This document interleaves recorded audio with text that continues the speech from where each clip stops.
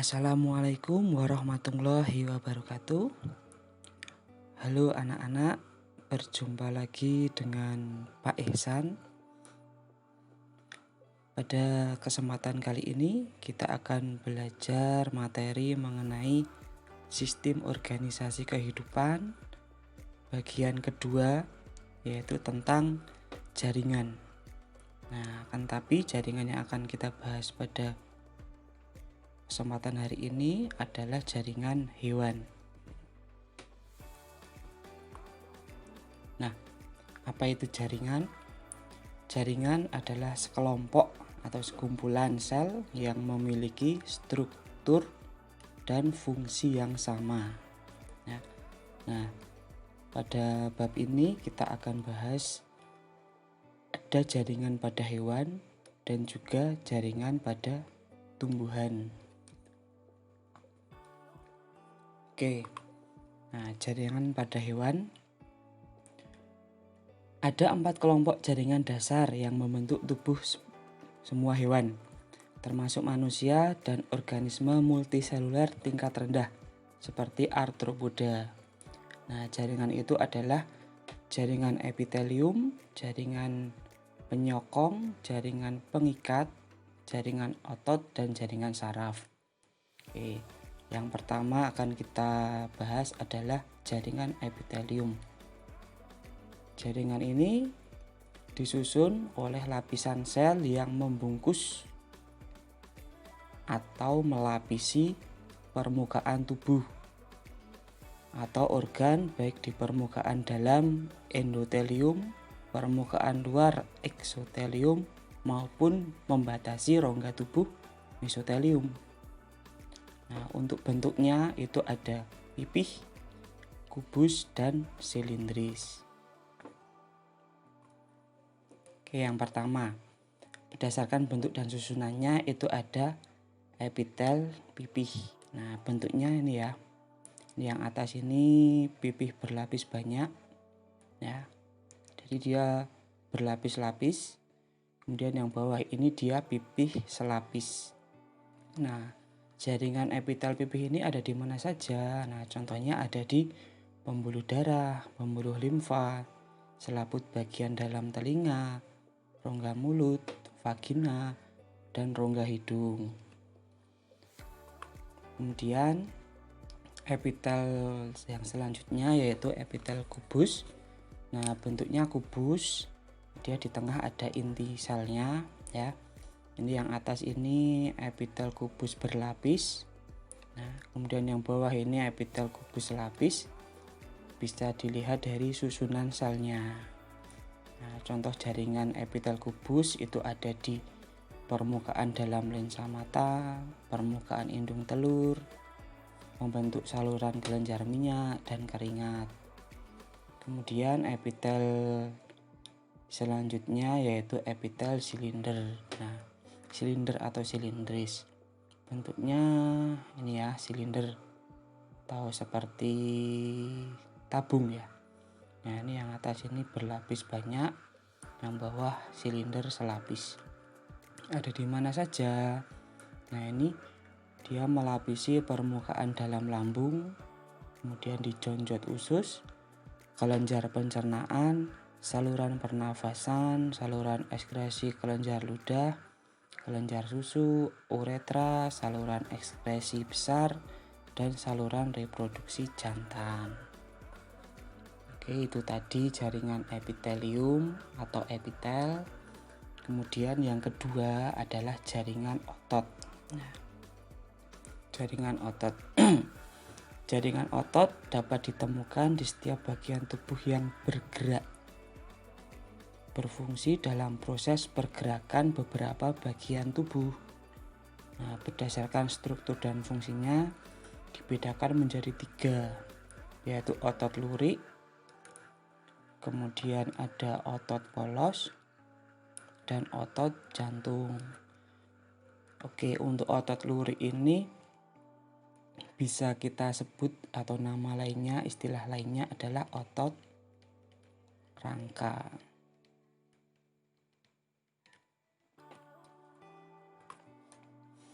Nah, ini adalah tabel perbedaan jaringan otot. Nah, kalau kita lihat dari letaknya, otot lurik ini dia menyusun otot yang melekat pada tulang rangka. Jadi di tulang manusia atau tulang hewan itu dia ada otot yang melekat, itu adalah otot lurik ya. Kemudian kalau otot polos itu dia letaknya ada di organ-organ dalam.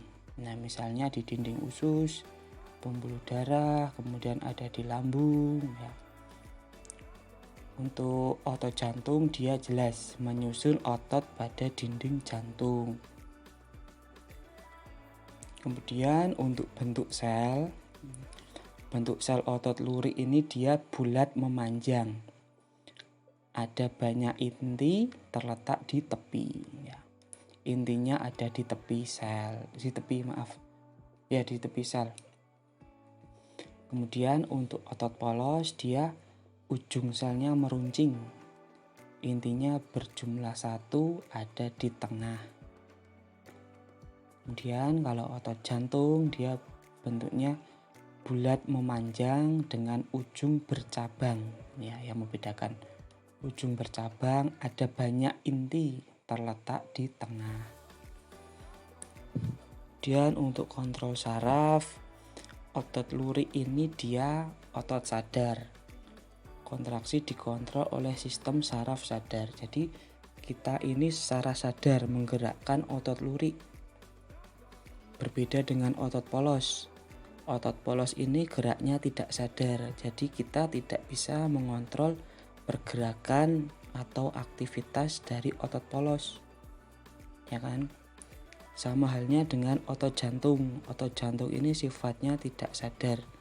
Kita tidak bisa sewaktu-waktu memberhentikan kerja dari otot jantung. Kalau kita memberhentikan otot jantung, otomatis jantung akan berhenti dan suplai darah ke seluruh tubuh menjadi terganggu. Kemudian untuk reaksinya, otot lurik cepat, otot polos lambat, otot jantung lambat. Kemudian untuk kerja, sifat kerjanya otot lurik ini dia cepat lelah ya. Otot polos ini tidak cepat lelah, begitu juga dengan otot jantung tidak cepat lelah. Oke, ini ada gambar perbedaan otot mulai dari otot jantung. Nah, ini gambarnya dia, gambar sel ototnya dia memanjang dan bercabang ya, ini ada cabangnya ini. Nah, kemudian untuk letak intinya dia banyak inti, letaknya di tengah. Kemudian yang tengah ini ada otot rangka atau lurik. Dia bentuknya bulat memanjang, tidak bercabang. Intinya ada banyak berada di tepi. Kemudian yang terakhir ini ada otot polos, bentuknya meruncing ya. Ujungnya runcing. Ujungnya runcing. Dia ada inti hanya 1, letaknya di tengah.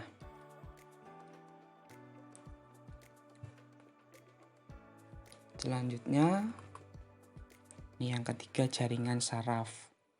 Jaringan saraf adalah jaringan yang berfungsi untuk mengatur aktivitas otot dan organ serta menerima dan meneruskan rangsangan.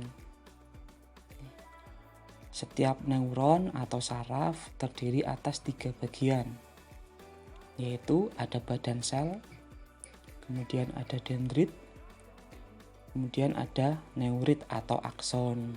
Oke, kita lihat gambarnya. Nah, ini adalah gambar satu sel saraf. Jadi jaringan saraf itu tersusun atas beberapa sel ya, atas banyak sel saraf. Nah, dari gambar ini kita lihat keterangannya. Ini yang seperti cabang-cabang banyak. Ini adalah dendrit. Kemudian yang besar ini adalah badan sel. badan sel, yang di tengahnya itu ada inti sel. Kemudian yang panjang ini, nah panjang seperti ini adalah akson atau neurit. Nah, di akson atau neurit ini dia diselubungi oleh yang namanya seludang atau selubung mielin. Nah, ini bentuknya ini. Ini yang banyak, ini adalah seludang atau selubung mielin. Nah, di antara selubung mielin ini ada celah. Celah ini bisa kita sebut nodus Ranvier. Kemudian ini di akhir ada akson terminal. Nah, arah rangsang itu dia berasal dari mula-mula dia mengenai atau diterima oleh dendrit. Nah, ini arah rangsangnya. Kemudian dari dendrit dia ke badan sel, ke inti sel, kemudian diteruskan ke akson atau neurit. Nah, kemudian kalau sudah sampai di sini, dia akan bertemu lagi dengan sel saraf yang lain. Nah, begitu selanjutnya sampai nanti bertemu dengan pusat saraf. Oke, kemudian yang keempat, ini ada jaringan ikat. Jaringan ikat ini merupakan jaringan yang mengikat atau menghubungkan jaringan dan alat tubuh. Jaringan pengikat bisa dibagi menjadi dua, yaitu pengikat umum dan khusus. Nah, pengikat umum ini ada ikat longgar dan ikat padat. Di pengikat khusus ini ada jaringan darah, kartilago, dan tulang. Oke, kita lihat gambarnya. Ini adalah jaringan ikat umum. Yang kiri ini jaringan ikat longgar. Nah, jaringan ikat longgar ini merupakan jaringan terbanyak yang dimiliki tubuh. Jaringan ini terdiri atas kumpulan sel mas, sel makrofag, sel fibroblas, sel lemak, serat kolagen, dan serat elastin.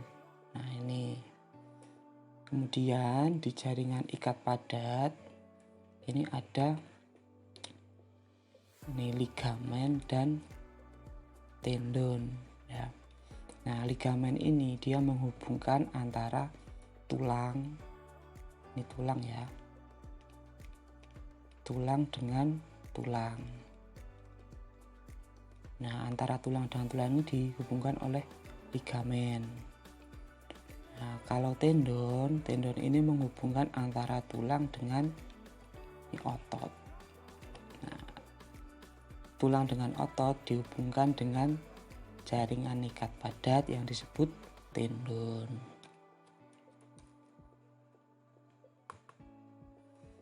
Nah, kemudian untuk jaringan ikat khusus terdiri atas jaringan darah, kartilago, dan tulang. Nah, jaringan darah merupakan jaringan ikat yang sebagian besar pembentuknya berupa cairan. Matrik dalam darah tersusun oleh garam mineral, protein terlarut, dan air. Matrik darah ini disebut plasma. Oke, jadi kita lihat gambar. Nah, ini adalah gambar. Ini yang seperti selang ini adalah pembuluh darah. Nah, dalam pembuluh darah ini ada sel darah merah. Kemudian ada lagi ini sel darah putih. Kemudian ini ada plasma.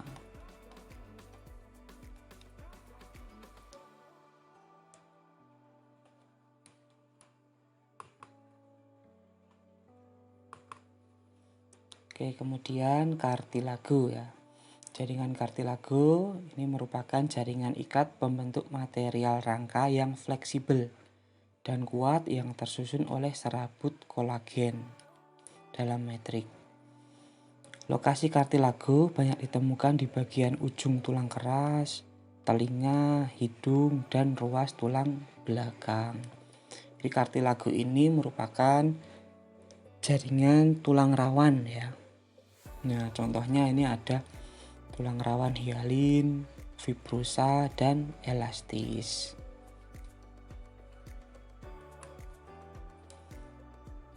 Oke, yang selanjutnya ini ada jaringan tulang. Tulang merupakan jaringan ikat yang keras dan kaku. Seperti halnya kartilago, jaringan ini tersusun oleh serabut kolagen dalam metrik dan di dalamnya memiliki kalsium yang dapat diserap oleh darah. Nah, ini adalah gambar ya.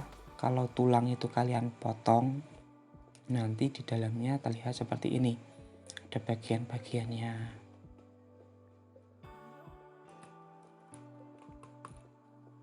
Ya.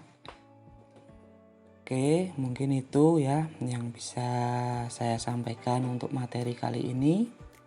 Semoga bermanfaat. Kalau ada yang ingin ditanyakan, bisa langsung ditanyakan di kolom komentar atau bisa langsung kontak ke Pak Isan. Terima kasih ya yang sudah mengikuti materi ini. Saya akhiri, wassalamualaikum warahmatullahi wabarakatuh.